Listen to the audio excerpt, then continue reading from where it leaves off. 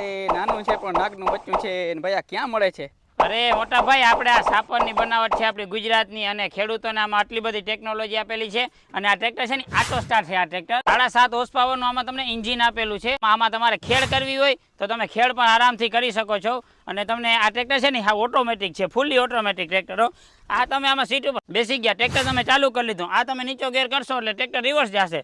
આ તમે ઉપર કરશો એટલે ટ્રેક્ટર આગળ ભાગવા મળશે.